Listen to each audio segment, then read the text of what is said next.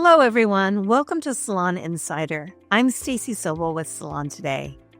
Whether you're a salon owner or stylist, it's never easy to fire a client, but sometimes it's necessary to the health of your business. I recently interviewed two celebrated salon owners on this topic. Daniel Mason Jones is the owner of Muse Salon and Spa in Atlanta, Georgia.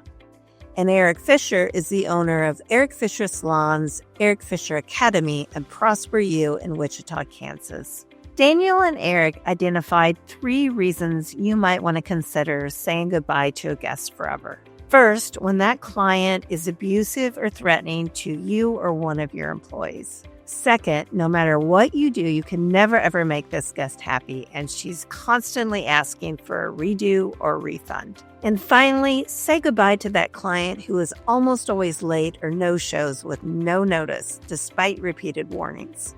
Both Daniel and Eric shared some stories of when they've had to take that drastic step in their own salons. Something that happened in our salon a couple of years ago. We had a guest that I had taken care of for 20 plus years. And I had hired a new associate.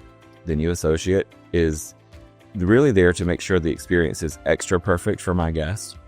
And on that particular day, my associate asked the guest, would she like a beverage?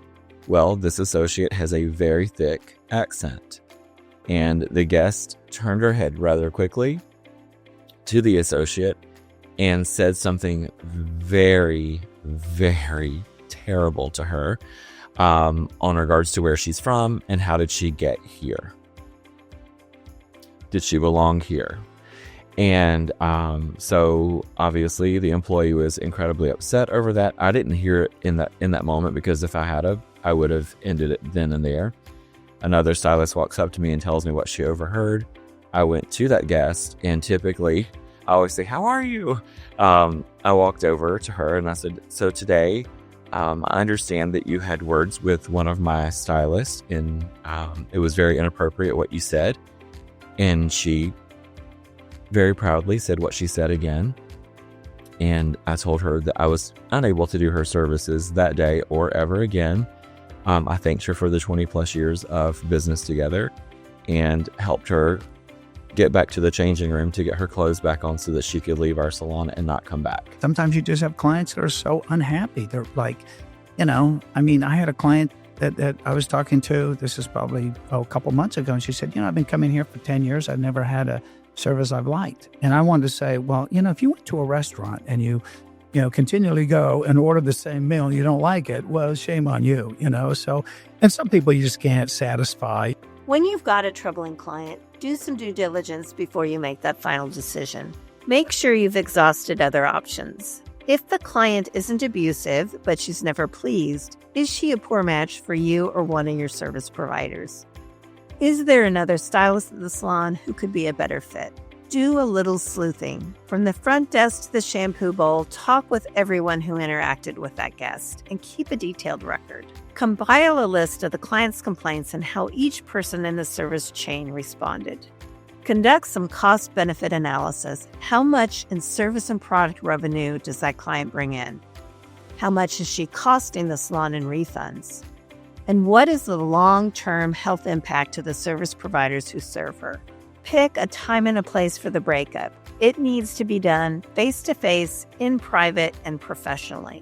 And finally, lead the conversation with empathy, but use a level of firmness and energy that matches the circumstances.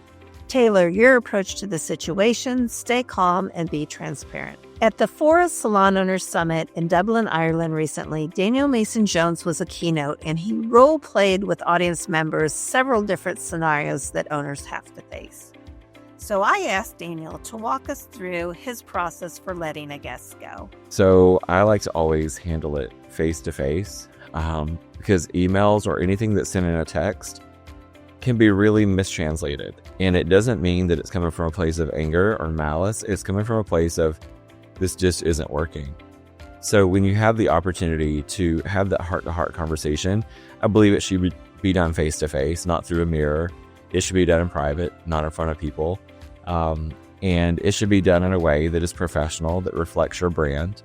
And also just understanding like, hey, this person may have a really negative reaction to this. There probably will be a consequence to this. However, standing up for your business is always going to be the right thing. So if I were going to have that conversation, I'm going to always position my body in front of them. I'm going to always remain calm, because that's what leaders do. We have to remain calm. And I'm going to use a lot of I feel, I see, I understand, those sort of statements when you're having the conversation.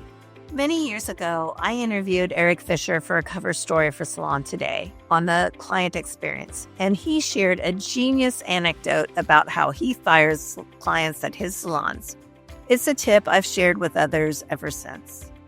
In this case, we just couldn't satisfy her. 9 times out of like 12, she complained. We gave her money back. So I met with her and I said, hey, we're not a good fit. I'm so sorry. She goes, what do you mean? She says, well, I see by your history here, there's always a paper trail that, we've given you back your money in this last year, at least 9 times. And she said, well, I'm happy now. I said, well, that doesn't, we've gotten you a little present here. I've got you a gift card. She goes, really? Yeah. And I said, to another salon, because we can't make you happy. As tough as it may be to say goodbye to a client forever, keep in mind there are some benefits that come from the process. When you do so as your salon's leader, you're preserving your culture. You're sending a message to the team that you have their back and that you support them. In addition, when you let a toxic client go, you free up space on your books to accept someone new, who may end up being a loyal, appreciative, and lucrative guest for years to come.